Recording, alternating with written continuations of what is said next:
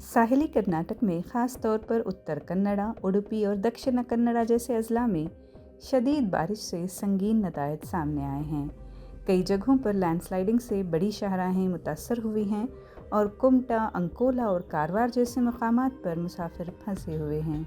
होन्नावर से बेंगलुरु सड़क को भी बंद कर दिया गया है।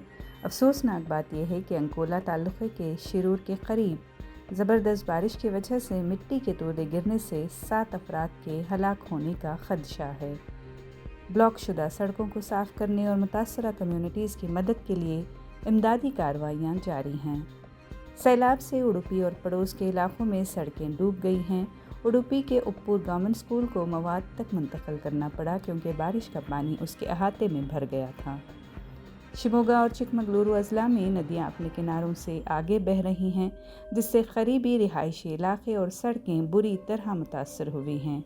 कडाबा दक्षिण कन्नड़ा में कुमारधारा डैम भी अपनी आखिरी हद तक पहुंच गया है, जिससे दरिया में दाखिला ममनू है और एहतियाती तदाबीर के तहत हिफाजती अमले की तैनाती भी की गई है।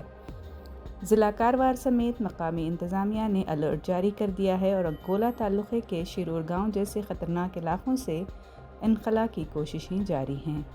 लैंडस्लाइडिंग से मुतासरा इलाकों में गैस टैंकर भी फंसे हुए हैं और गैस लीक के खौफ से ये ज़रूरी इक़दामात किए जा रहे हैं। सूरत हाल बदस्तूर नाजुक है। हुक्काम इससे निमटने और मुतासरा इलाकों में रिहायशियों और मुसाफिरों की हिफाजत के लिए अपनी कोशिशें जारी रखे हुए हैं।